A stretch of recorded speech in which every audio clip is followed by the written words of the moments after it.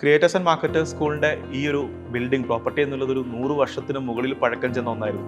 അതുകൊണ്ട് തന്നെ നമ്മൾ പ്ലാൻ ചെയ്യുന്ന രീതിയിലുള്ളൊരു ഇൻറ്റീരിയർ വർക്ക് ചെയ്തെടുക്കാനുള്ളൊരു വെൻഡേഴ്സിനെ കണ്ടെത്തുക എന്നുള്ളത് തന്നെ ശ്രമകരമായിട്ടുള്ള ഒന്നായിരുന്നു. ഒന്ന്, ആ കണ്ടെത്തുന്ന ടീമിന് അതിനനുസരിച്ചുള്ളൊരു കപ്പാസിറ്റി വേണം.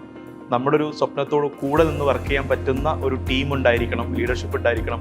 ഞങ്ങളിതെല്ലാം കണ്ടെത്തിയിട്ടുള്ളത് ഒഗിൾ ഇൻറ്റീരിയേഴ്സിലായിരുന്നു.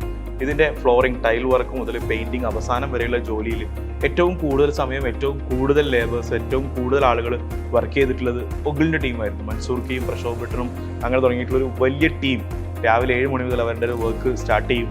പിന്നീട് അങ്ങോട്ട് ഞങ്ങൾ ഏൽപ്പിച്ചിട്ടുള്ള അല്ലെങ്കിൽ ഞങ്ങൾ പ്ലാൻ ചെയ്തിട്ടുള്ള ഓരോ കാര്യങ്ങളും ഏറ്റവും ഭംഗിയായി ചെയ്യുന്നതിന് വേണ്ടിയിട്ട് ഞങ്ങളുടെ കൂടെ നിന്നു എന്നുള്ളതാണ്. പലപ്പോഴും ടെക്നിക്കലി കോംപ്ലിക്കേറ്റഡ് ആയിട്ടുള്ള പല കാര്യങ്ങളും വരും.